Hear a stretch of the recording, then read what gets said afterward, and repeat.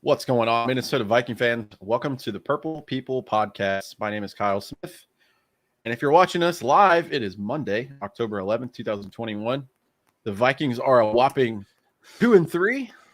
They beat the Detroit Lions yesterday in a weird ending because it usually doesn't go that way for us. We're going to talk about it today. And who's we, you ask? Thank you for asking. We is Kyle West. Have you ever been so angry over the Vikings winning a football game? That is the question that we are going to pose to everyone in the chat and in the comment section today. Tell me, have you ever really ever loved a woman? I have. Have you ever really loved the Minnesota Vikings? They will make you question. I think this game actually just came down to the fact that the Lions have worse luck than the Vikings. Yeah. And there aren't many teams out there that are that much lower on the luck totem.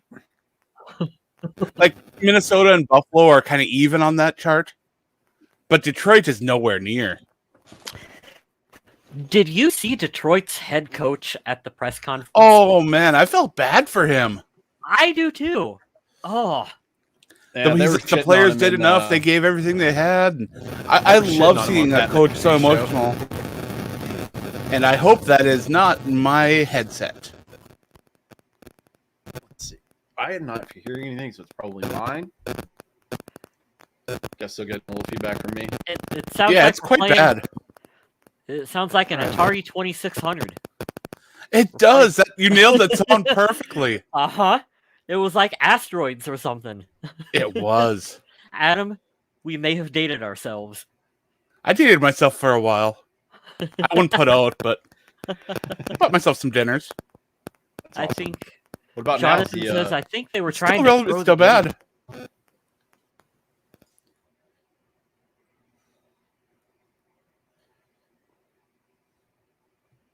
I don't know if they were trying to throw the game. I mean, I do think that there were too many stretches where they were ultra conservative in both their play calling and their execution, because there were times when Kirk had a target a little deeper down the field, or times when they could have gone for a play that would have. Well, I'll say exactly what I was saying in the Discord chat, because I was in there with a few guys for this game, and the fact that the Vikings had time before halftime and decided to run the ball twice and let the clock drain out when they had 2 timeouts. And I think it might only been like 27 seconds or something like that. But they didn't even try to get in field goal range. And to me, that's just giving up. Yeah, they are playing, and this has to be under the direction of Mike Zimmer. They are trying to play as mistake-free football as possible, which, okay, I understand, like, you don't want to make mistakes. Right. But at the same time, when you're trying as hard as the Vikings are to minimize them, is when you fumble the football. Is when Madison fumbles the football. It's when that's not a formula to sustain and to win with. Yeah, Madison fumble, it automatically brought back memories of that Dalvin Cook fumble that pretty much screwed the Vikings out of a win too. So I'm glad this one didn't cost the Vikings a win. But let's be honest, Minnesota has so much talent. Detroit is so banged up. This game should have been much, much, much more one-sided. I'm hoping the audio issues are cleared. They are not.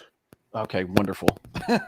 This is severely annoying. You are making Rice Krispies in front of your microphone.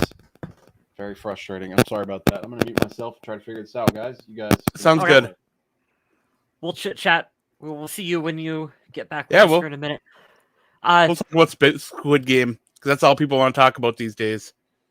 Yeah, no, let's talk about what Vikings Jerome has up here about that Cousins Zimmer video, because I know a lot of people want to talk about that. We've already had a couple comments pop up about it.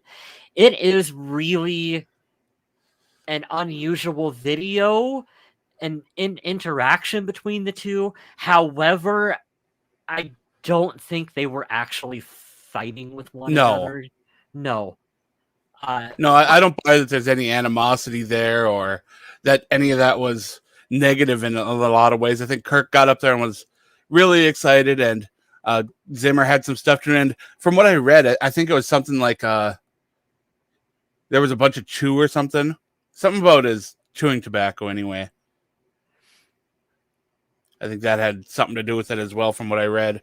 Yeah, I think my read into it is that we have heard from the Vikings organization, from Mike Zimmer, that they want Kirk Cousins to be more of a vocal leader on this team. Yeah, there have already been a couple articles that just came out today about the steps that Kirk Cousins is taking to becoming a better leader in that locker room. And here's the thing. It's nice to see. Here's the thing, though. Kirk is not a natural rah-rah, rally the troops kind of guy. So I think that when he tries to do that, it comes off awkward because he's kind of awkward, and that's not his natural default. And so when he's trying to rally Mike Zimmer, that's just kind of that's just what he's an awkward guy, and that's what happened. And so I think that people... Did you see too the difference in Kirk Cousins after he threw this touchdown this time? Rather than celebrating to himself with the fist pump and stuff, he went over and celebrated with his team. That's good. I like that. Yeah, and your mic still sucks, man. Do you have like a headset you can plug in its place or something? I'm not sure where it's at. I'm going to try to find it. All right. Cancel football. Why are we canceling football? We don't want to cancel football. Are you talking European football? Because that can go. I mean, I don't really watch that. But yeah, I mean, yeah, the Vikings won. It was a last-second victory. We should all be jumping up and down that our kicker made this awesome field goal that was from 50+, and that the Vikings are 2-3, and that they can start climbing their way out of this hole. But let's be honest, I didn't see enough to make me think the Vikings can climb out of a hole, considering the schedule they have coming up, their offense, the way they performed. I got to hand it to the defense a little bit, because the defense is actually out there holding teams to small amounts of points. Yeah, they're giving up a lot of yards. Yeah, they're getting in the red zone, but they're creating a few turnovers. They're getting sacks. They're doing what they need to do. It's just right now, at the beginning of the season, the problem was the offense was on fire. The defense couldn't stop a nosebleed. And now the defense is holding people and the offense can't do anything. Yeah, and it's frustrating because it really feels like they don't want to, like Jonathan said in the chat, they don't want to cut this team loose and just let the offense fly. Justin Jefferson was absolutely shredding the Detroit Lions. Oh, yeah. And the Lions secondary was so beat up, they had their third, fourth string corners out there. Right. So even if we're going to give the Lions the benefit of the doubt, they're still a professional football team as well, too, Adam. We're going to say, hey, they made those elusive halftime adjustments, and they were able to figure out how to take Justin Jefferson out of the game plan. I don't believe that, but we're going to give the Vikings the benefit of the doubt. There is no reason why Adam Thielen or KJ Osborne or even D.D. Westbrook could not be featured more in that offense. They did not have to rely as heavily on Alexander Madison as what they did. I think that. Well, we're at it. Let's discuss that philosophy, because I think the Vikings are still stuck in that philosophy that you have to run to set up the pass. And there are so many NFL teams these days that are doing the exact opposite. They're passing to set up the run. And when you're playing against a team whose biggest problem right now is their secondary and their pass defense, and you're out there running Alexander Madison 20+ times, I can't really get behind that, especially when all the run plays are so, I won't say telegraphed, but it's hard to know what the Vikings are really expecting to get as far as results from some of these plays. It's anemic to watch the Vikings running the football when it's 2nd and 14, and we're going to run Madison right straight up the middle. All right, we're going to go old school with this microphone and computer. Is this better, guys? We do need you louder. Okay, I'll try to get closer. I'm not sure where the microphone is for this. We'll have to improvise. I apologize. It's still not great, though. I don't know what the fuck's going on. Is your phone too close to your stuff or something? that, here. Oh, let's try that again. Because you are struggling. Yeah, today sucks. I'm not liking this mic situation with the move. I want to get in. Sounds good now. What's that? Sounds good now. Oh, nice.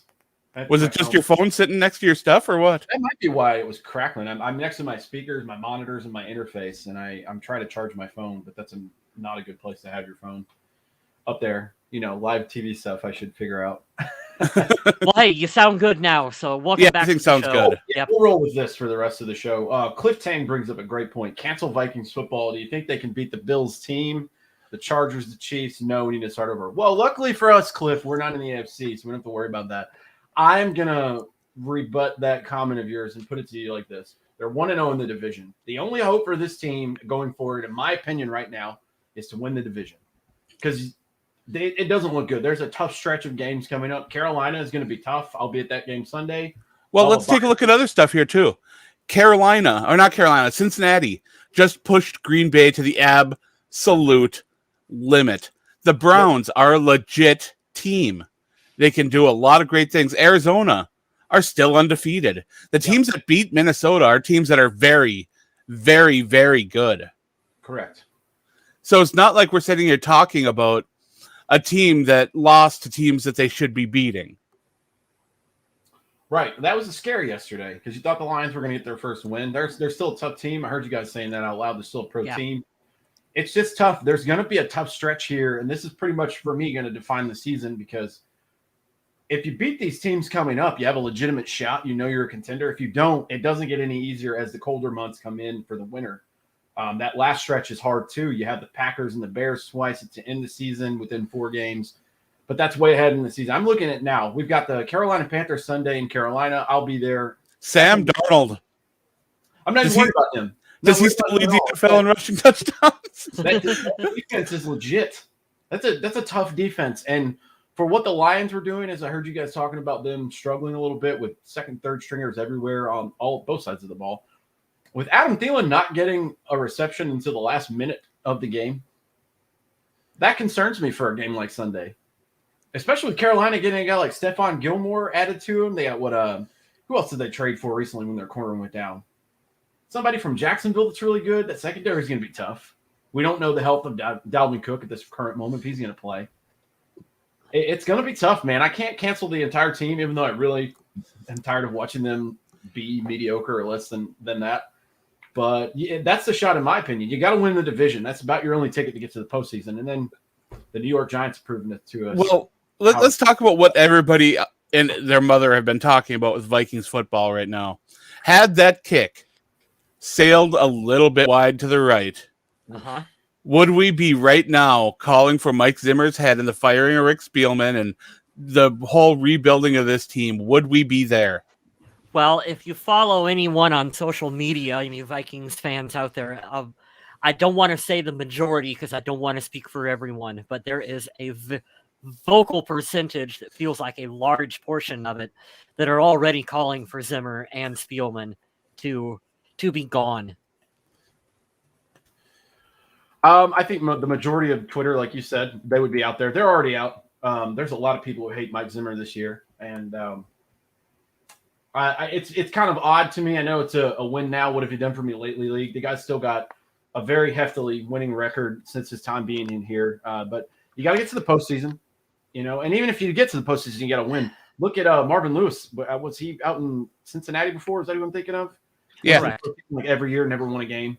Even then, you're going to get fired then. You have to win, and it's got to get you close to a Super Bowl. And they've only done that once with this coach, which seems like forever ago. Here's the thing. It's not missing. There's a lot of drama on this team, too, because I want to talk about that. We figured out with the Kirk Cousins, Mike Zimmer exchange that they were just fired up. Kirk said it in the press conference, like, hey, I'm fired up because we won. And Kyle hit the nail on the head. He's just awkward. But look at the Bashad Breeland thing in the Twitter exchange yesterday. There's some internal shit. Not only that, but on the field, I don't know if you saw that, but when the crowd started booing him, he raised his arms and kind of soaked in and egged on the crowd. And I don't know. You might want to keep an eye over on the Viking age because Adam Patrick, a good writer, also on the site. He is writing an article on how he believes Breland might be trying to get his exit from the Vikings.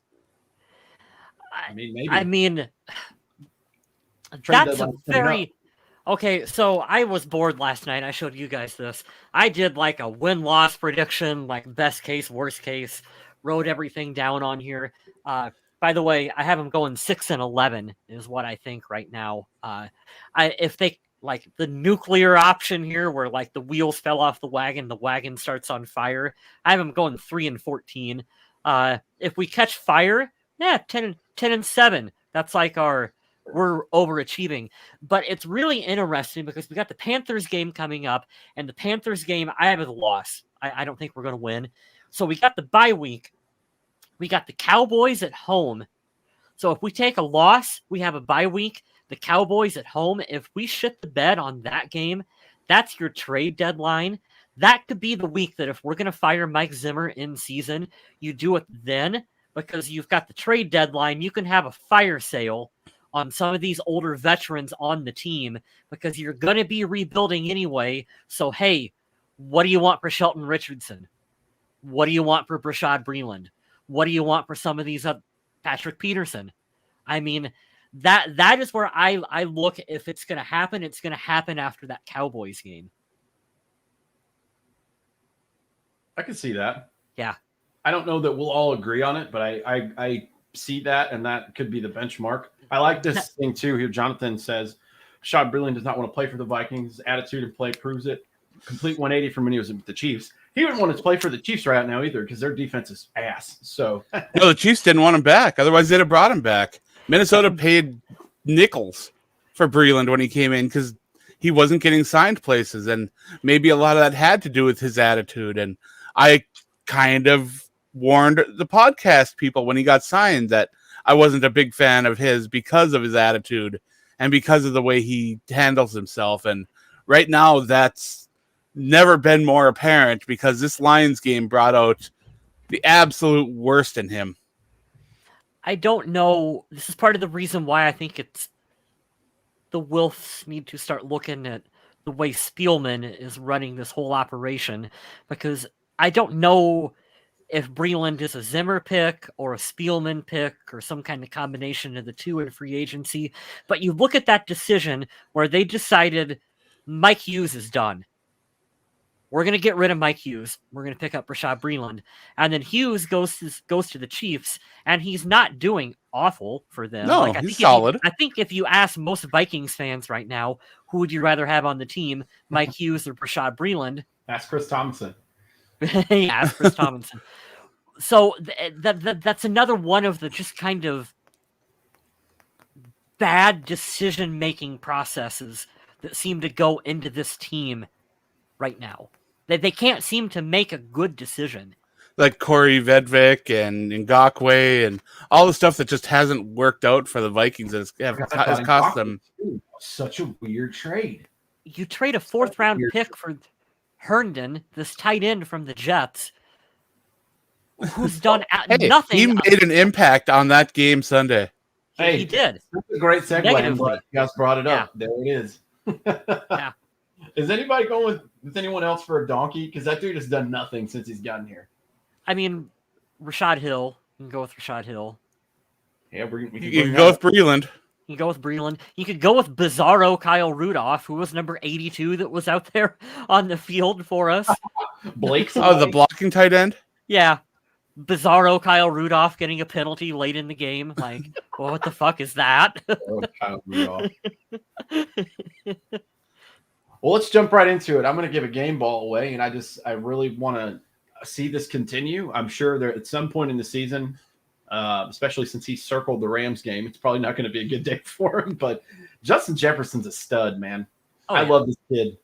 I love the way he fights for extra yardage. I love his way to go out and try to snatch the ball out of the air if it's in a weird spot. He had himself another day. Second half was quiet, but over 100 yards in the first half. The kid's just an absolute star in the making, and I'll give him a game ball because he was a force to be reckoned with, even if the Lions team was beat up. My game ball is going to go to a player who, if not for him being on the field on Sunday, Detroit probably would have scored 2 more touchdowns. And that is Harrison Smith. It's never, ever, ever a good sign when your leading tackler is a safety. You never want to see that. This is the second game in a row where he's been the last line of defense coming in and making these stops from these players that have already gotten past the first line of defense. They slid past the second, but they couldn't get past Harrison Smith. And if they could have, it would have been a bigger play, if not a score. So Harrison Smith's out there. He's getting older, sure. But you know what? He knows his job well. He can execute it well. And he is making the players around him better. I believe Xavier Woods came out and said that his job is so much easier because he has Harrison Smith playing next to him. Patrick Peterson has praised the play of Harrison Smith, says he loves playing with him. And then there's another player in the safety or another player in the secondary that starts, but I don't know if he's feeling much of the impact. Probably because he's leaving the door wide open. Also, if I wasn't in the broadcast, though, they said exactly what I said on the podcast last week. Why are people targeting Bashaud Breeland? It's not because of the respect they have for Patrick Peterson.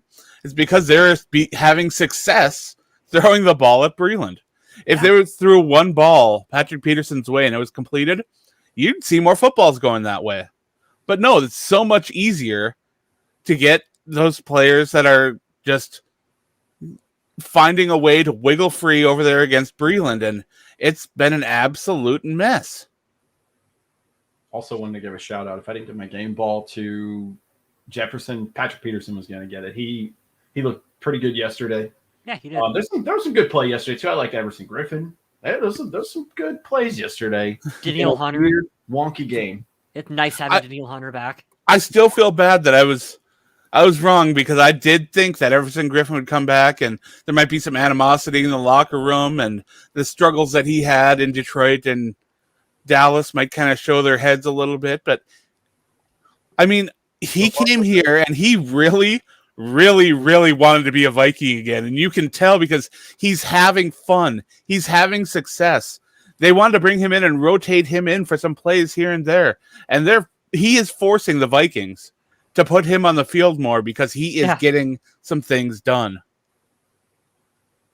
My game ball, I'm actually going to go with the kicker. That was, I know a lot of us are kind of angry that he made the kick, which is dumb. The one came up a little short. He had one kick that came up a little short. It looked like it went in to me at first. I mean, I thought so too. But hey, what can you do? Overall, I think that's having a kicker who can make a kick in a situation like that is huge because the Vikings haven't always had that. Right. That was a big time kick. I don't, forget about the situations that happened around it, but like him going out there in a clutch situation, delivering a game-winning kick for him. That's a big confidence booster and builder. You could tell the whole team was excited and happy for him. And it's interesting that Mike Zimmer's job might have just gotten saved for one more week by a kicker. Well, let's talk for a second about Anthony Barr. Now, Barr made his return in this game. He played every single defensive snap. After the game, he said that he was so sore and tired, and there were times his body wanted to give up on him. But he kept pushing through, and he kept playing. He had a low score from Pro Football Focus. I believe it was in the 50s. 50? 54? But, 53, yeah, 54? It wasn't good. But for him to make his return, play every snap, push himself, after being out of football for so long, conditioning had to be a factor. Mm-hmm. And the fact that they didn't kind of rotate him in with some of the other linebackers is strange, and that he was out there for every play. But we both know that Anthony Barr was the first pick that Mike Zimmer made when he arrived in Minnesota. He loves him some Anthony Barr. He's got the speed, he's got the talent. But do you think he was ready to play every snap on defense and that this was a wise decision to kind of just go out there and grind him down to nothing on his return? $1 million question. I don't know what's right or wrong anymore. I don't know why, and I'm not trying to dodge your question to open up another one, but I don't know why you bring in Christian Darrisaw and then you switch him back out with Rashad Hill to watch him get knocked over and give up a sack. Like I don't know what a lot of these. Well, Rashad Hill's your starter, and if he'll need to go to the sideline to get retaped or something, and they had to put Darrisaw in for one series, I get that. But I also will say that if next week or after the bye, I'll give him the bye. If a change isn't made at the bye where Darrisaw is starting at left tackle, I will be confused. Yes, and Zimmer has said that their game plan going in was to rotate left tackles. Correct. I have never heard of any NFL team, let alone high school football team, trying to have a rotation at left tackle per series. That is not something that you do. I don't know why they felt that that was a good idea. I also don't understand, to loop back to Anthony Barr, I understand that he's a veteran. We know he understands the defense and whatever. So that's probably why they're going to give him the benefit of the doubt. But why wasn't he put on a pitch count as well? Like, it had been longer since Anthony Barr had played football than Christian Darrisaw. Oh, absolutely. When Christian was just in college football just a little while ago. That's a good point. So I don't understand that. I don't understand that decision. Yeah, that's what we were talking about, is that he hasn't been the best as of late. And we have seen some really good play from Nick Vigil in his place. And honestly, with how they were running the nickel and with Alexander kind of doing a decent job of patrolling the field, I didn't think there was a ton of need for him to be out there for every defensive snap. But they could kind of ease him in. And then again, I was under the impression that this game against Detroit would be another game where they could take it a little bit easier, relax a little bit. I'm not going to say a walk in the park, but like we said, they're a winless team that's all banged up. They have no wide receivers that Kyle West can name even after the game. I mean, come on now. Here we go. Thomas Buse says, terrible play calling from Kubiak in this game. He gets the donkey. He also gave a game ball to Greg Joseph for finally stepping up and closing the game. Fun fact about Greg Joseph, because I Googled when I saw him on Twitter or Instagram. He's a Super Bowl champ. He was only activated for one game for Tampa Bay last year, and they won the Super Bowl. So he's had many homes before the Bucs and the Vikes. So wait, so do you think he's got a ring? Yeah, he does. Absolutely. Probably. He put it in his profile, so I'm guessing he's got a ring. He even gonna let you know he's a Super Bowl champ.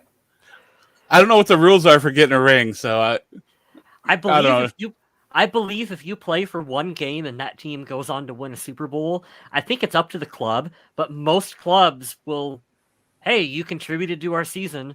Do practice squad guys get rings? He'll get one, or at least he'll get acknowledged because he was on their practice squad for the entire year. So I don't know, Adam. Or do they get one of those printed off certificates with some signatures and a smiley face on them? Like Cracker Jacks. Cracker Jack cereal prize ring. Yeah, he was on their practice squad all of last year, so I'm sure he was recognized by that, but he wasn't the starting kicker. I think he was just put in for an injury of some sort. Right. Practice squad guys. Because I think Tampa used 3 or 4 kickers last year. Right. Clifford coming in with the fire today. He is pissed today. I like it. Game ball goes to the fans at US Bank for booing the ultra conservative play call to end the half. And the announcers of the game absolutely agreed with the fans. I've never heard announcers kind of take a side in a game and be like, "Oh, this is absolutely terrible. I don't know what's going on." And they said that several times about the Vikings. When you got Daryl Johnston was a fullback? When you got a fullback going, that's an awful conservative game plan by the Minnesota Vikings. Like, they deserve to be booed. We pick apart the ultra-conservative plans, but then we've got plays where for no reason whatsoever, the Vikings decide to try and direct snap to Alexander Madison. What the hell? Why? I don't know. Are they just trying to get fancy or get cute? Or even, I believe Johnson again during that play was like, there was absolutely no need for that. They have set Clint Kubiak up for failure. This kid is the same age as Kyle Smith and I. And But look at all the weapons he's got. He's got a dynamic running back when healthy. He's got top receivers. He's got a very good quarterback. I won't say great, but Kirk Cousins can get games won. He's accurate. He's, he can do what you need to do. This offense has the pieces. I don't understand what the problem is. Is it the offensive line? Is it the play calling? Is it the execution? What is going wrong right now? Well, it comes down to direction, I think, from Mike Zimmer and the fact that, hey, he's a younger coach. Like I said, he's our age out there calling plays for this team. I think that Mike Zimmer really has his finger down over top of him right now, saying, we need to be conservative. We need to run the football. And so we've run offensive coordinators out of Minnesota for not running the football. And the reason why I think someone like a Pat Shurmur or even a Gary Kubiak had more success in play calling is because they were older, established coaches who Mike Zimmer probably had more respect for, who could come up to him and go, yeah, we're going to run the football, but we're also going to, Thielen and Jefferson and Stephon Diggs, when he was on the team, they're actually pretty good too. We're going to get them involved. And I don't think that Clint Kubiak can command that kind of respect from Mike Zimmer. I think that's where the rift is between those two right now. I'm going to address Jonathan's comments because it ties into everything we're talking about right now. And just for me personally, this is my opinion. Jonathan says there's no creativity from leadership or coaching. Everything seems to be just to maintain.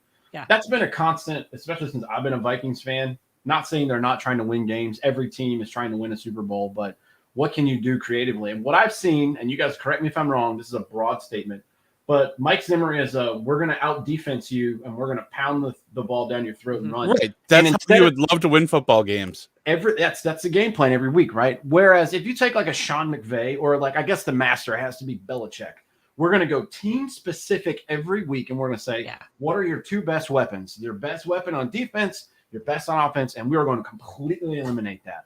And you have to kind of be the most fluid there. I don't think the Vikings have ever done that. And the times that they have done it, and I've seen them just play it like super different from what we're normally seeing, they usually win. But there's a stubbornness here, and you got to respect it to some degree, but we're also frustrated. We all are. This is the game plan. Well, yeah, what happens when the game plan doesn't work? Yeah. That's the thing that I think we're all at the point now where we're like, here we go again, about to get another head coach soon, about to do this. And it's like, you just want to see more because like last week, credit to the team. Sorry, I'm going on a little rant, but you held the Browns to 14 points. They scored 40 on the Chargers. Yeah. The Chargers, they come in, they only held 14 points. We hold, what was Detroit's final yesterday? 17? So you hold two teams to under 30 points, I think, or close to it in 2 games in a row, and you only split 1-1. You barely win the second one. It's like, where are things going to pick up? Because this seems like this is kind of what this team is at this point in the year, I have 2 different points to make here. Which one do I want to go with first? We'll go with this one. Smith, who's been your favorite quarterback since you've been a Vikings fan? Like, who stands out? What season? I'm trying to hear you. None of them except Favre. It was just like, thank you, Brett Favre. Thank you, Brett Favre. That's why I was hoping you would answer with that one. That's why I asked you on that one. So the reason why I think that Brett Favre-led team was so much fun is because Favre came in and there was no conservative mentality because had Brad Childress, who was our coordinator then? Was that Bevel? Darrell Bevel? Musgrave. Sounds right. I think Darrell Bevel was our offensive coordinator. Neither of those 2 guys were telling Favre what to do. You've seen the clips of him where they would call a play and he'd get out in the huddle and pretend like he couldn't hear him on the headset because he's throwing it deep to Sidney Rice. And when did this team have the most success? Recently, one of those seasons was when they had Brett Favre, who was not with that ultra-conservative run-first approach. Part of the reason That works when you have Adrian Peterson, who's having an MVP season. I like Dalvin Cook. Yeah, but let's look at that from another angle, though. Now, if Mike Zimmer had Brett Favre, do you think he would have that larger leash? Yeah. Do you think it's because of Kirk Cousins that he's a little more conservative? Kirk is also, correct me if I'm wrong, Kirk is not a Peyton Manning, Tom Brady, Aaron Rodgers, go to the line, this checks, I'm changing the play. Isn't he more the style of like, you give me the play call, I'm going to execute it? Isn't that more Kirk Cousins? Yes.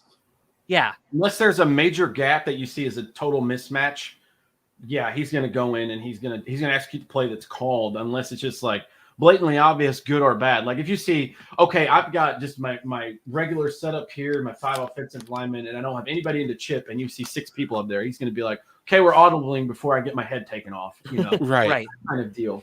And I saw a stat last week where the Vikings ran the ball with a full box with Madison way more often than they should have. So those adjustments, they aren't being made. Minnesota's doing what they are game planning for and not really taking into account the opponent they're playing and how they're playing. Correct. So again, this comes down to coaching, because you kind of do have to tailor make your game plan against your opponent with their strengths and weaknesses. And you brought that up, Mr. Smith. Mm-hmm. I mean, if you just do your own thing, you're missing out on places you could be a lot more effective.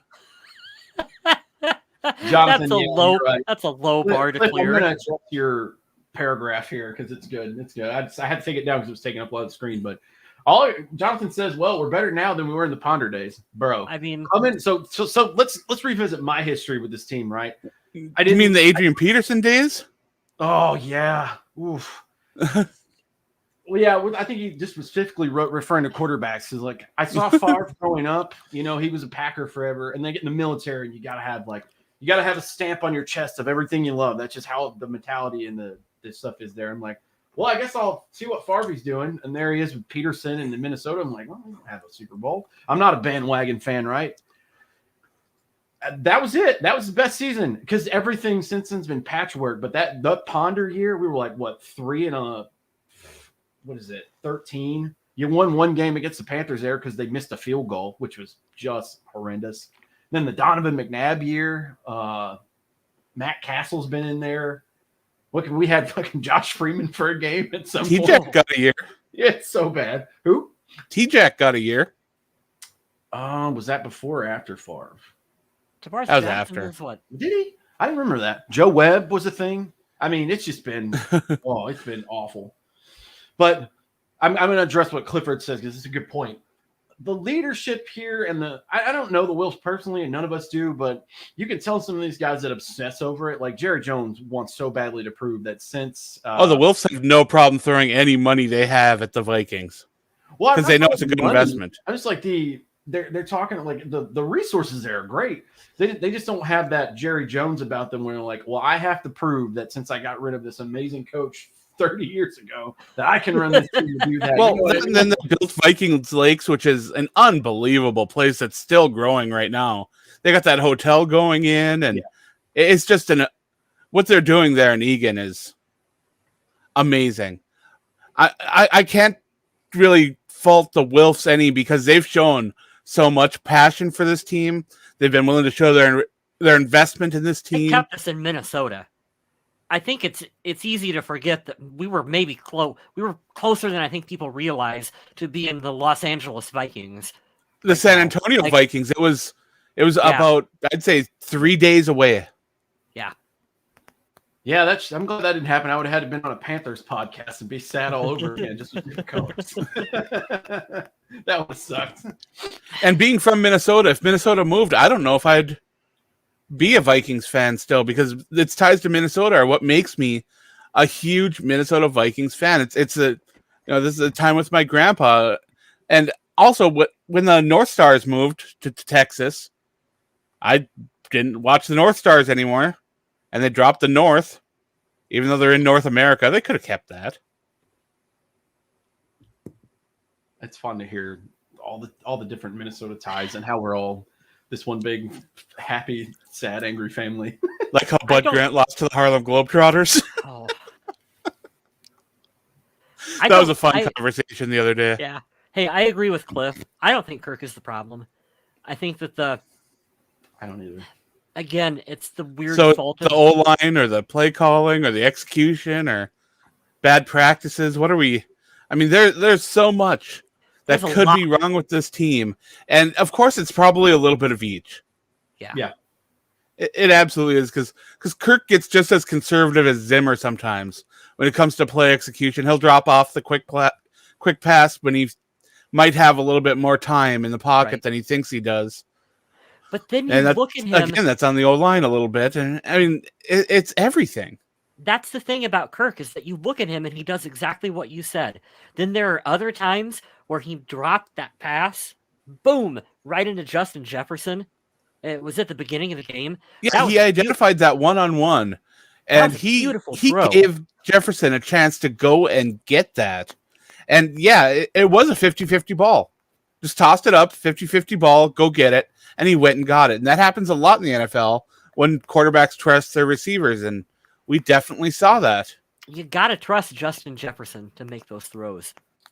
You have to. Cliff comment here, too, because this is a lot of this came on ESPN today. And I'm not sure if you saw that there or you just are extra smart and watching the team, Cliff. And I'm going to give you the benefit of the doubt on that second point. It says we just need to run more play action and then halfback draw in 2-1. But that's why they run the footballs to set up the play action. Right.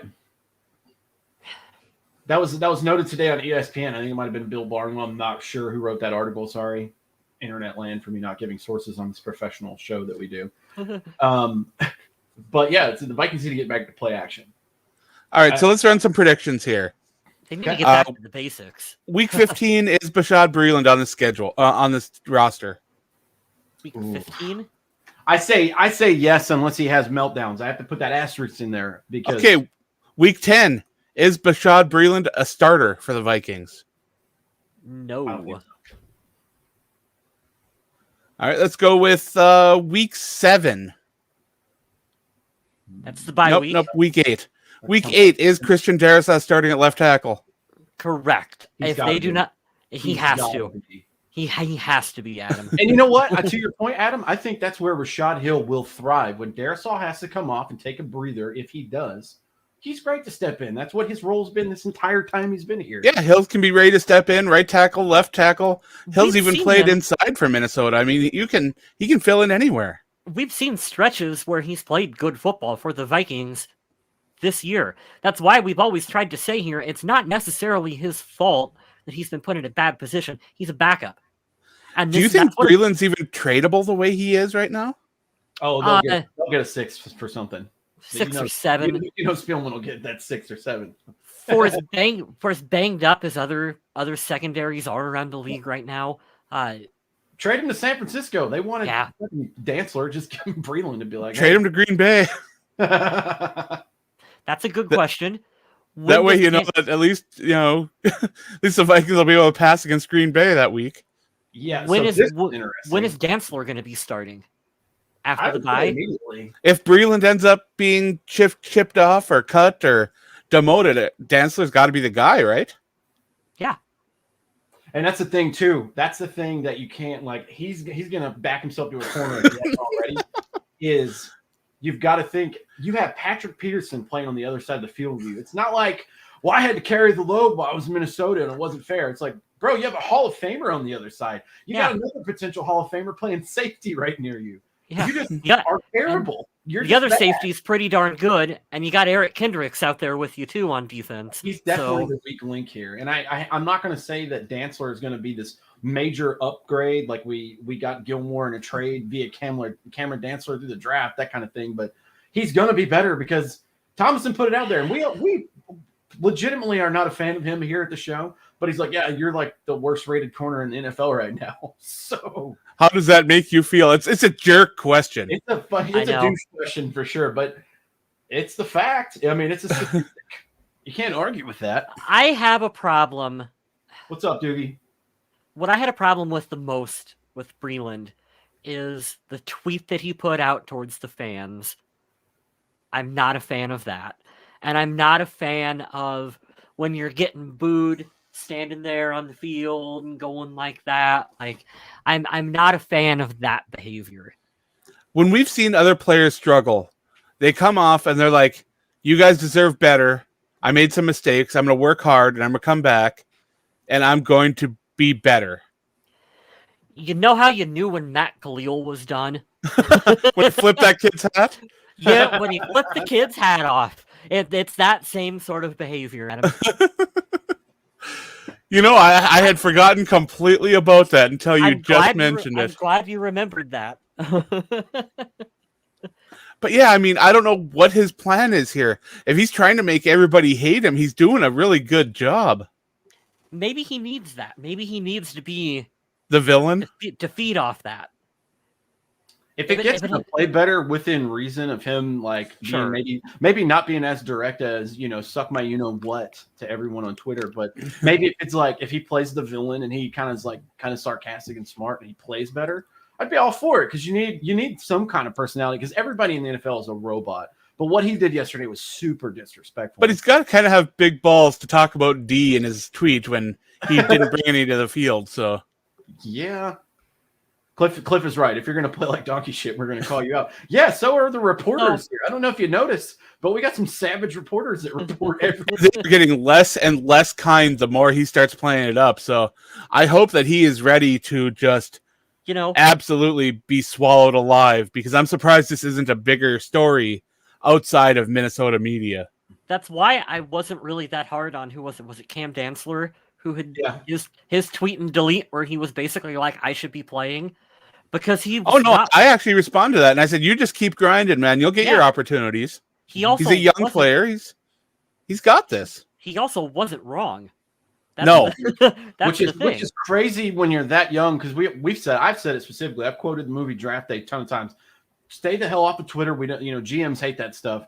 Yeah. For his situation, for Dantzler's specific situation, I think it was funny because he was right. Zimmer's never going to admit that because he's stubborn, one, and he wants to do the veteran thing first. But when you do the disrespectful stuff that Breland's doing, like, dude, people see that, and then you want to still play, right? Don't do that. That's not the thing is if you're going to be like that, you've got to earn the right to do that. I mean, you can be a star player and you can go and criticize people, and people will forgive you, and you'll have people supporting you. But when you're not a good player and you come out and you start talking like that, you aren't going to get that support. Well, you know what it could be like for, Everson had that stint left, came back. You would hope your former team would be like, okay, it didn't work. We'll take you back. We need the help. Kansas City doesn't need you, bro. They don't. No. They traded just pretty much in hindsight. What is a he wanted to go back to Kansas City. Kansas City didn't offer him a contract. We did like a straight up swap and like, hey, take our damaged goods. Then Mike Hughes, we'll take yours. We'll see what happens. And they're far better off with Mike Hughes. We got the short end of the stick on that one. Yeah, that was not good. Bashaud Breeland show, everyone. We won this football season. In the title, we talk about Goff. Let's talk about how Goff still isn't very good. Yeah. Is he ever good? That's what I'm trying to figure out. My apologies, too, because I saw that before, I think last year we played, I called an episode Detroit Rock Gritty. So I changed 2 words here, but I'll try not to use that one when we play the Lions later on this year and that little spinoff on that song/movie. So my bad. But we've seen Goff have some really good games where he had offenses that he was just throwing long passes all game. And maybe it was that we know what it was. That supporting cast and for the Rams is very, very good. And Detroit, I tell you, if they could swing a trade or something to get Matt Stafford, they could do pretty well. Oh, Adam. Hey, anybody want to take a guess at Jared Goff's quarterback rating yesterday? Just throw a number out there. 34. I don't know. Go lower. Lower than 34? 21.4. Oh, my goodness. Shit. Now, I can't say much because Kirk Cousins' quarterback rating was fucking terrible yesterday. But his overall rating was much better. It was 28.3. It was pretty bad. No, Kirk had 1 interception yesterday, right? Yes. But he also had it was a ball that was tipped up off of Jefferson, his hands. Mm-hmm. Yeah. So I don't really put that one on him. So, I mean, I don't think Cousins played terribly yesterday. I do think that he played conservative. I don't think He got enough opportunities to really sling the ball. I don't know. It's just Kirk is doing what is asked of him, and right now what is being asked of him is the bar's a little low. Yeah, I don't know what they're asking. It's what makes it difficult to criticize this team right now, because I do believe in our players. Like, I believe in Madison, Jefferson, Thielen, Cook, all these guys who could go on. I just don't understand the calls, the game plan, the mentality.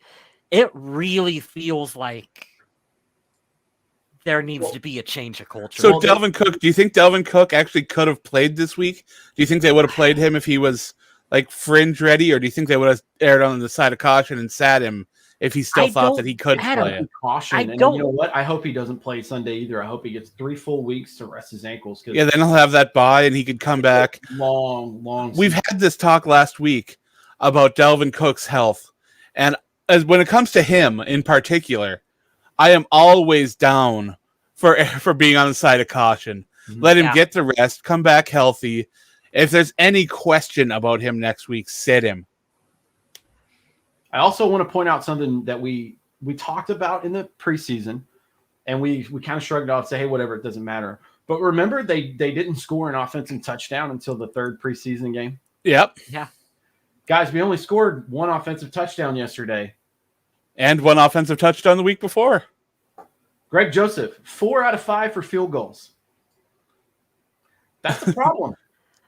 That is a problem. And you wonder where the drop-off is from what last year to they were putting up 30 points a week last year. Even the first couple weeks when Minnesota could drive down in the red zone, and guess what? Adam Thielen, there you go, touchdown, automatic. Yeah, you go back and you listen to a couple of our earlier shows from this season, all 3 of us are sitting here going, this Vikings offense looks like it can score 30 to 40 points a game at will, if necessary. And then all of a sudden, it's like, no, we're just not going to do that. And that's why I don't like this super conservative approach, because we know as Vikings fans, we know that we make one mistake and it's going to cost us a game. You play it, you're playing it so tightly that if you miss an extra point, that extra point's going to haunt us, because we're playing to grind the clock and play defense and run the football. But when you play call conservatively and you go forth with a conservative game plan, what you're doing is you're putting extra pressure on your players to perform in that system. You saw Alexander Madison. He should have gone down immediately as soon as he was contacted on that last run where he fumbled. He absolutely should have. But you know what? It's because the game plan was so generic that he felt he had to keep fighting. Mm-hmm. So we play this style of football where if we make one mistake, it costs us the game. You have to be okay with, if we're going to open this up, that means every now and then Kirk is going to have more interceptions. We can't be ready to crucify Kirk in the offense if, hey, we're going to score 30 points a game, but you're going to get an extra interception or 2 out of Kirk Cousins because of it. That's a trade-off that you have to be willing to make, and you have to be able to rely on your defense to bail you out of those situations as well, too. And the defense has, like I've said, they've been giving up yards. They've been struggling to stop the run, but they are keeping the ball out of the end zone for the most part. And I gotta respect that. Yeah, that's underrated. Jonathan brings that up in his last comment too. Doogie, thanks for your game ball and your donkey. We had the same game ball. I don't know if you joined from after we did those. That's cool. The 2-minute and we definitely talked about the Vikings play calling before halftime and at the end. We definitely spoke about all of that. We've been drilling that today, and I'm not quite there on the Fire Zimmer train. I know Kyle West is probably there, he's just waiting for the plane to take off there. But it's getting harder and harder to defend. It's getting harder to defend that as the weeks go on, and I do hate it because I like him personally. I like what his attitude has been the whole time, but I just feel like it's just an outdated formula, as we've been talking about. Only way. I love old school football. Yeah.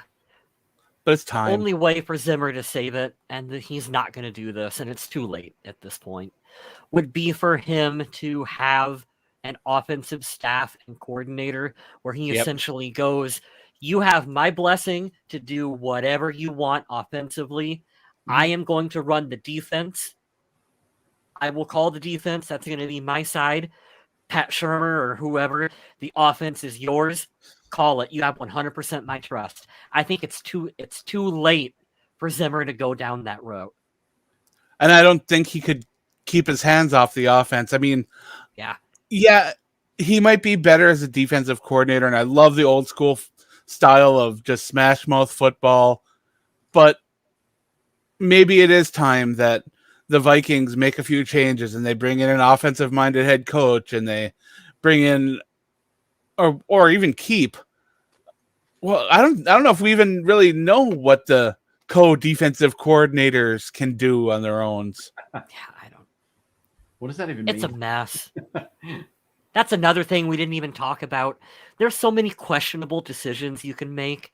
Why do we have co-defensive coordinators? Like, didn't we have co-offensive line? Yep. Coordinator? Do we still have that? I don't believe so. What? It's just Janoko now, right?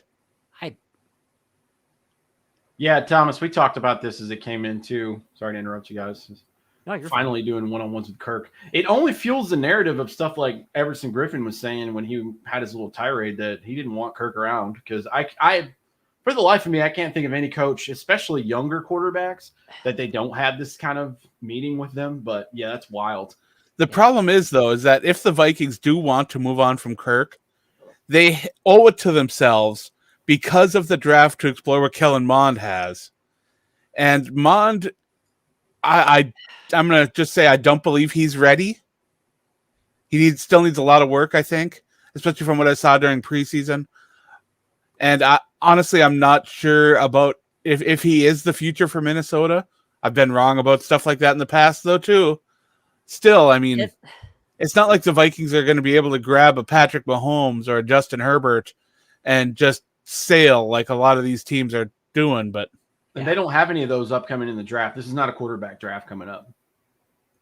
Which is bad for Detroit because they need a quarterback. And this year they'll probably have a decent pick. And they might have to pick a quarterback out of this draft to take over from Goff unless they want to do one more year of him. Speaking of Detroit and draft picks, I just wanted to shout it out because I decided to watch the defense yesterday, thankfully. Shout out to Eric Hendricks for a wonderful one-handed interception. Holy crap. Was a beautiful grab. He's just a good player. Phenomenal.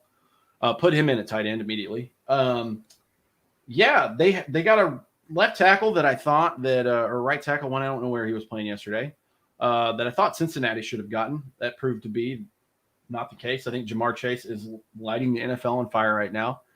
But yeah, Sewell. I wish the Vikings could have gotten a hold of him, but yesterday he was getting wrecked, and it was fun to watch. Old veteran doesn't have much left in the gas tank. Everson Griffin, I put that as air quotes for supposedly, comes in and just messes with the kid yesterday. Completely unrelated to the Vikings. Did they ever say about any update on Joe Burrow? I haven't heard anything yet, but he's tough as nails. I like that kid a lot. Yeah, you get a weird throat injury thing like that, and who knows? All right, we got the But Minnesota's been fairly lucky on the injury front. Yeah. So I can't complain there. But did you see like what happened with the Giants and a lot of those other teams last night? And even yesterday that Saquon Barkley's ankle looks like it has a golf ball. Oh yeah. And it was terrible. I feel so bad for that kid because he's such a nice kid, such a no-nonsense guy. And then Daniel Jones, it made me sick to my stomach. Did you see him stand up and wobble trying to walk back to the hole? It was sad. He was fighting for his life out there. And we got to see quarterbacks that we haven't seen in a while step in for the Giants, as well as in Oakland. Our old friend Nathan Peterman. What's up, Michael? What's up, Eric? Thank you guys for joining us and giving us some love here. Game ball. Hey, when is Irv Smith expected back? He's out for the year. I don't see him returning this year. Is it the full year? I was hoping maybe week 6. I don't think he's been designated for return, so I'm guessing all year. The Bengals. I love how you typed that out after the hard time they gave Green Bay. Yeah, I don't feel as threatened. All those missed kicks. Yeah, Mason Crosby. Oof. Yeah, but you know what? McAfee had that on yesterday. If you guys follow him on Instagram, it's a lot of fun. He followed at the end of the game. It's only a 6-minute video too. You get to see all the emotions. One of the guys on his show is a Lion fan. They had rallied into the game. Oh my God, we're gonna beat the Vikings. And he has all these TVs set up with the boys from the show, and he's watching. And I love when he throws in tiny little tidbits. He knows after being an NFL player for so long. He's like, "Oh yeah, it's a breezy stadium in Cincinnati. It's not fun." It's like, I didn't know that. Did you see that Bengals kicker when he thought he made it and he was just celebrating? Mm-hmm. Oh man, heartbreaking. Yeah, he hit the flag up top on the pole. Yeah, it's crazy how pinpoint accurate they have to be, and sometimes they are by default when they, you hit it off a goalpost, which I think a goalpost is like maybe as wide as my skull sign here, maybe a little bit more. That's crazy. No, I probably know the answer to this question, but I have to ask you guys anyway.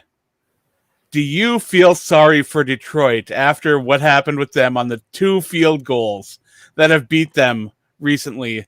The one that broke the record for the longest kick, and then this 53-yarder from a Vikings kicker when the Vikings kickers don't really beat anybody that sailed right through. Do you feel bad for Detroit? Yeah. I feel awful for the Detroit fans. Anytime we bitch and complain, we can't say anything because the Browns have suffered for a long time, and the poor Lions, they've never been a threat to anybody. Oh, hey, yeah, they especially after listening to that coach's press conference. Now, hey, they were dogging him. Speaking of the McAfee show, they brought in Darius Butler, and he was like, "Man, get your crying ass out of here." He's like, "This is football. We don't cry up there." It was bad. But, yeah, I felt bad because you're trying to rally the troops, and then you're already behind the 8 ball because you got the balls to go for 2 in that situation. They went for the win, and they got it. Yeah, that's one of those times where I don't know what else Detroit could have done at the end of that game. I believe, was it you that brought that up in the chat, Mr. West? If they had gone for the extra point there, and they would have tied up the game, they'd have won. Mike Zimmer would have kneeled that out and gone into overtime. Yes, conservative Mike Zimmer takes that game into overtime, and at that point, it's 50-50. At that point, we lose by a field goal again. 100%. Yeah, 100%. Yeah, the balls to do that. You didn't know Kirk Cousins did his best Jay Cutler impression and had a cigarette out hanging out. He was like, "Got 37 seconds. We got plenty of time. Let's do this." And you know what? And this is how left and right, up and down, back and forth the Vikings are. 1 week they're this team, 1 week they're the next. For some crazy reason, we had 2 timeouts left. We never had 2 timeouts left with 37 seconds. Ever. Yeah. Never. It never happened. So good for them, I guess. But yeah, and they used both timeouts before the last play to stop the clock, and then they had to rush to the line where they could have used a timeout or spiked the ball, and it was bad clock management. It was. Guys, how many times have we said Mike Zimmer has bad clock management? Like, these are legacy issues with him. Because they left the kicker with a long kick when they could have gotten closer. They could have taken another shot to the sidelines. Even if you don't make it and you end up throwing it away, big deal. But they didn't even try. That's the thing. He's not Christian Ponder. At some point, you have to trust Kirk Cousins to move the ball a little closer. Trust that he's not going to throw an interception. You know that? Yeah. Cliff, you're a savage today. Clifford's over here like, step on their head when they're drowning. Fuck those guys. I mean, yeah, that's fair. But did you guys also see how absolutely crushed Alexander Madison was on the sideline after that fumble? Right. Oh, yeah. Well, you know what I liked about it, though? Cook came right over and was like, "Hey, you're good. It happens." It's nice to see that support system exists on the Vikings within those positional groups. It really does. It also shows that Cook is a team leader and that he is willing to support these younger players that have been coming in. And we've talked about this many times about how the running back group for the Minnesota Vikings is deep and good and we don't really have to worry about it going forward. And part of that is because they've got that great system there, and they've got a really good running back that's willing to take them under his wing. So, yeah, I like a lot of what Dalvin Cook is doing, and I wish he could stay healthy and stay on the field. But like I've said, if there's any question about him going, he needs to be on that bench. I agree with you, Adam.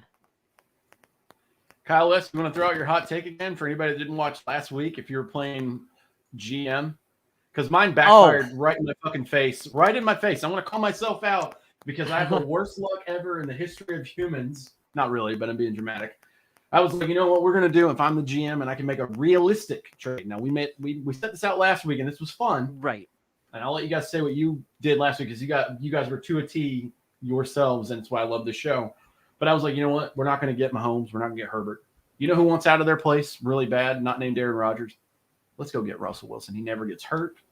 He does this, blah, blah, blah. You didn't say that. What happens literally 2 days later? He got fucking hurt, man. And he's out for at least a month and a half. I was watching that game with my nephew. Russell Wilson hurts his finger, and in comes, Geno Smith. And then Matt Stafford hurts his finger. He goes to sidelines. I said, watch, Josh. He's going to wrap it in tape, and he'll be right back out there. Yep. To his defense, though, Matt did not rupture a tendon and need surgery. But he did. He said his finger was like sideways. He's like, yeah, we just popped it back in. I'm like, of course you did. You're a Georgia boy. You're going to do that. Yeah. There's no questioning Matt Stafford's toughness. There isn't. With the beatings that he took in Detroit. And now Jared Goff's starting to take some of those beatings that he didn't get when he was with the Rams. So you come on the cusp and play in the most boring Super Bowl ever. You have a great setup, and they're like, "Hey, we hate you. Bye. Go to the shadow." Oh man. So here's another fun question for you. Okay. Jared Goff, after he's done in Detroit, when they go on, because they will move on to a young quarterback, they're going to draft one, and we're going to see that. Does he get another starting opportunity somewhere? I say, yeah. Or does he become a backup? No, look at how many Sam Bradford got. Look at fucking Andy Dalton. I think they're the same people. Yeah. I think. Oh man. Lined up, which I hate, eventually, Goff is going to settle into that journeyman backup role. Yeah. He'll probably bounce around to a lot of different teams. Clifford's on it tonight. Man, the court for that is yeah. It's I don't know. It's tough, but there's always a bridge in those. Hey, I have a non-Vikings related question for you guys. Who is the first head coach to be fired this season, and why is it Urban Meyer? Maybe because he doesn't take the team playing back with his own team after a loss, and he's got his finger knuckle deep in somebody, and it's just on a video camera somewhere, like an idiot. Maybe that has something to do with it. He's getting fired, right? He's got to. There's no way. Aren't they researching whether or not they can use their morality clause on him? Yeah, I heard that. It's kind of a rumor, but yeah, I've heard that. They talked about that today on McAfee, and they're like, he's not going to be passed. If he makes it through the end of the year, which is a big if, he's not coming back. So, it's not like Jacksonville is winning, and most of the decisions that have been made through that team all seem to be based on getting hype around the team. Who signs Tim Tebow? Dude, that's my favorite comment. That's the best comment. Yes. Oh my God. Oh. Yeah, you know what's it's nuts too. We're saying feel sorry. They said this on McAfee's show today. I was getting lunch, and they're like, "That poor kid's been groomed to think he's going to be the next Peyton Manning," and then you just walk into a garbage can because this guy's just an absolute jackass. Like, how full of himself do you have to be to think you're going to be that arrogant and walk in the NFL and be like, "Oh, I didn't know we were going to play Alabama every week." But yeah, I mean, when we're talking about rookie quarterbacks, I gotta say the Patriots might have gotten a good one. Yeah. Or they're just smart, or Bill Belichick is really smart and is able to put his rookie quarterback in a situation where they will succeed, where like the Jets and everyone else are like, well, here you go. Good luck. Oh, poor Zach Wilson. That poor bastard. Trevor Lawrence I don't know what they're doing with him. Trevor Lawrence is going to retire after this year. He was supposed to be the next Andrew Luck, right? Yeah. I think he still will be. You just have to find someone that's willing to come down there and be like, hey, look, complete rebuild. We're going to do things the right way. How do you rebuild when you're already rebuilding? No, that's the thing. That's where I would disagree. You start building a house and the foundation is kind of crumbling already. You're like, okay, let's get that foundation over there. Let's start this over again. They thought they were rebuilding when they got Urban, but what they figured out was, oh no, we fucked up. So it's only 5 weeks in, and it's already like, yeah, this isn't gonna work. So we're going long, but I still have another question for you guys too. I've been having fun asking you guys questions. This has been a good show. Right. What kind of rebuild are the Vikings actually in for here? Do you guys think it's going to be the trifecta where we do head coach, GM, quarterback, clear out, restart? Nope. Or is it going to be like, we're going to get rid of Mike Zimmer, but we're going to keep Rick Spielman and Cousins and bring in a new coach? Because that's kind of what I'm leaning towards right now. Oh, man. I don't think we're going to see a rebuild until something happens with Cousins. Cousins stays. And I'll tell you right now, I know Adam's probably thinking the same thing. You guys will hate me for saying this now, and I'm not comparing him to Brett Favre, Aaron Rodgers, Joe Montana, Tom Brady. I'm not sure what else you do, right? Kirk leaves, you're going to miss him. You are going to miss him. 100% you're going to miss him because there's a consistency there that's like, here's the line of average here, and this is where he stayed the entire time, even on his bad days. I had the same conversation on this show for, what was it, 5 weeks in a row about Trey Waynes. Trey Waynes never got the respect he deserved. He's a better than average corner, and now we're dealing with Bashaud Breeland. Yeah, we did that. Would you guys rather have Trey Waynes back right now? Of course. Yeah. Yep. Yeah, I'd rather have Mike Hughes back right now. Are you kidding me? There's Marcus Sherrills. We're having that chat for you guys. You give me Marcus Sherrills over top of him. I don't know about that, but yeah, we'll sign him too. Yeah, we were having that conversation amongst the three of us, which is funny. For you guys in the chat, we were talking about the history of terrible corners through the Mike Zimmer era, who's the cornerback whisperer. And I don't want to poop on Mike Zimmer. I really don't. I really like him, but is he though? There's only so much an artist can do with what they're given, though. But when you're picking your paint, and then you make a you pick your paint and you make a shitty painting, and you go, yeah, but the colors weren't right. Well, you're the one that picked them. Well, maybe he's not, though. Maybe he wasn't in on all these decisions from the GM. I can't believe it, even though I want to, because every time I saw him in any draft room every year, it was like, yeah, we could have taken a corner there. It's like, could you? Jonathan's absolutely right, though. I want to see an offensive coordinator come in and be like, I understand your philosophy, but the NFL has changed. This league is no longer a league that wins through pounding on the ground consistently. You can come out and use a passing game to set up the run. And then that can set up the play action. And you can win games that way. And Minnesota does have players who can execute a game plan like that. That's why I think 35-year-old Clint Kubiak is not the right fit for Mike Zimmer as an offensive coordinator. He needs and Mike Zimmer is very authoritative. I mean, yes. I understand that approaching him with something like that might not go over well. But the conversation has to at least be had. Pat Shurmur found a way to do it. I think he's probably been the best OC the Vikings have had underneath Mike Zimmer. With everything that happened with injuries that year, absolutely. Yeah. You don't go to a championship game in your conference with a backup if your offensive coordinator isn't just a wizard. I really wish Pat Shurmur would have stuck around in Minnesota for another season, and I bet he wishes he would have stuck around instead of taking that head coaching job as well, too. Oh. Yeah. Let's end this podcast with a question that none of us want to answer. Oh, fuck. Here we go.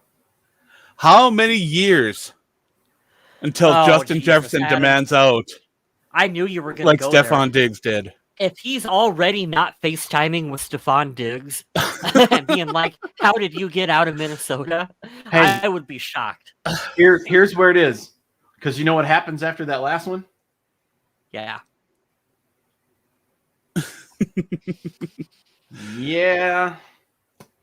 Oh man. That's a You know what's going to worry. happen, guys. I'm going to piss everyone off with this one since we're going to go that route. Because let's be honest, Adam Thielen ain't going anywhere. He's stuck in Minnesota for his life.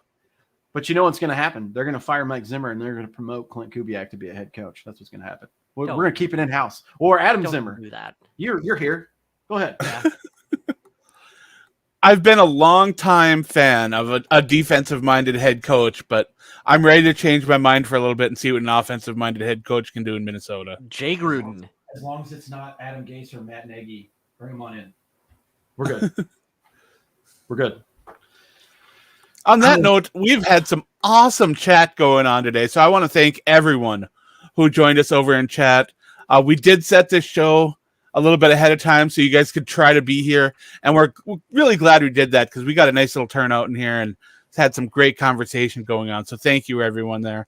I also want to thank everybody that heads over to any of our social media channels, whether it's YouTube, Facebook, Twitter, whatever, and shares our stuff, because that does mean that we're reaching more people and hopefully we can have even more fun with these chats in the future. All that for a football game that we won. Hey, we said it before the show. Have we ever been this down about a win before? It feels like a death in the family almost. It's really weird. Yeah. What a weird day. I will be reporting live. I will do my little plug here for Adam just a second, and Kyle too. But I will be at the Panthers game this Sunday. The Vikings go to Carolina. I'm back home. If any of you guys are in Charlotte, shoot me a message on the pod or my personal pages. We'll hang out. We'll go grab a beer, watch a game or something. But I will be taking lots of photos because I have better seats than the last time I was there, which is really fun. It's going to be a tough test Sunday, but if you're all his photos are going to be the Panthers cheerleaders, though. Don't trust him. I got a really good Zoom. Really good Zoom. But yeah, if you guys, Adam plugged this last week. I just want to say it again, just because I'll be at 3 games this year, and I'll try to do my best to get some good photo ops and videos. If you go to a game and you get good photos or a video of a score or a big play, send it to us. We're not going to steal it and not give you credit for it, but we would like to share. Yeah, we'd love to share that with our listeners. It'll be fun. I'll have some of those for you guys on the next show. That you got to find our brick outside U.S. Bank. We've offered that. We've already offered it. We've offered a prize to someone that can find that brick and take a photo. Go find this, guys, because I'm going to find it in week 18. It's happening. I think we're on the ship. Somewhere. Yeah, I believe we're near that ship somewhere. Yeah. So hopefully we can. Mr. Smith will be able to find that. I do want to give a quick update on the Survival League this week. Thank goodness the Vikings pulled things off, because 14 of the 22 people alive in the group picked Minnesota. And if that had been happening, we'd have had some eliminations and lots of strikes handed out. So thank goodness Minnesota pulled that through. Remember to get your picks in, because you don't want to get a strike for not picking a team. If you're going to get a strike, at least earn it by picking a wrong team like Mr. Smith does. I almost did again. But with the Patriots, I was like, they're playing the Texans. Going to be a shoe-in. They were tied at the end of the fourth quarter, and I was sweating. Sweating this weekend. Now, I already have one strike, but there are people that are still strike-free. That doesn't mean you're going to beat me, though, because there's a long stretch to go, and it's going to be a lot of fun to see how this plays out, and I hope that whoever wins enjoys their Minnesota Vikings-themed prize package. Now, that all said, I did have an article come out this morning on the 5 takeaways from the Vikings-Lions game, and I was a little brutal in some of it, and I do think that it's worth the read if you're a fan. So head on over to the Viking Age, and if you see that article, give it a click and click through. I know I'd really appreciate it, because that's how I buy my cat food, and my cats like to eat. They really do. Over on Undead Walking, that is where you can read up on everything to do with The Walking Dead. Final season just came into its first break. Fear the Walking Dead returns this week, and the Walking Dead World Beyond returned last week. So now's the time when all the zombie shows are making like a nice little triangle. And if you enjoy The Undead, it's worth checking out. Over on Twitch, you can watch shows like this because you can see the Purple People podcast on my Twitch channel, as well as movie reviews, which I believe when Mr. Smith gets settled in, we're going to be talking about some horror movies, and it's going to be a lot of fun. I'd like to do that a little bit more often, and I know he does too. We may even squeeze Mr. West in on one once in a while. Who knows? Why not? I want to know, Adam, which member of the Minnesota Vikings do you want on your zombie survival party? Can I pick Brock Lesnar?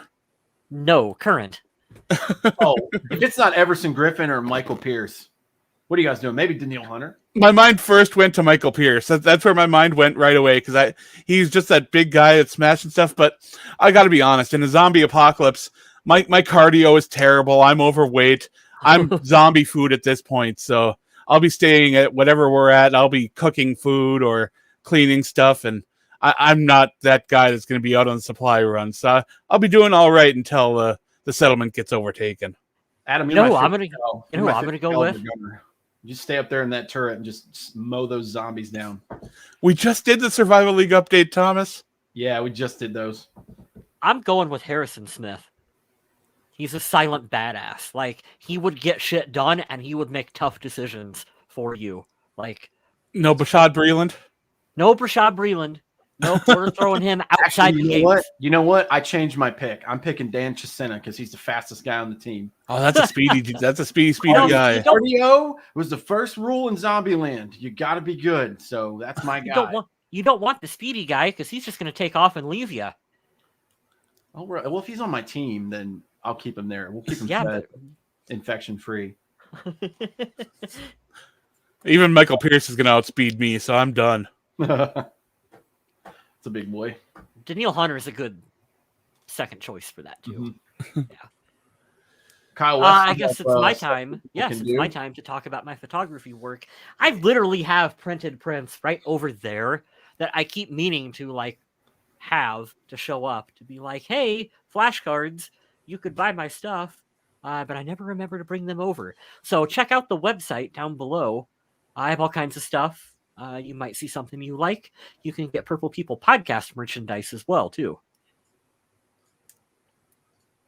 Absolutely. I'm on the Viking Age trying to make a comment, but I tried to tag the Purple People podcast, and now it is waiting for approval. Go in and comment and pay Adam's light bill. And Mr. Smith would like to plug Limp Bizkit. Yeah, they did. I shamelessly played Bad Vibes before the show came out. I had no clue it existed, so I listened to it before the show too, and now I have heard it. But thanks again to everyone who shows up and shares, because it does mean a lot. And we'll be back next week to discuss what happens against them Carolina Panthers. Will Sam Darnold destroy the Minnesota Vikings single-handedly? We'll find out. Tune in next week. And stay classy, Minnesota.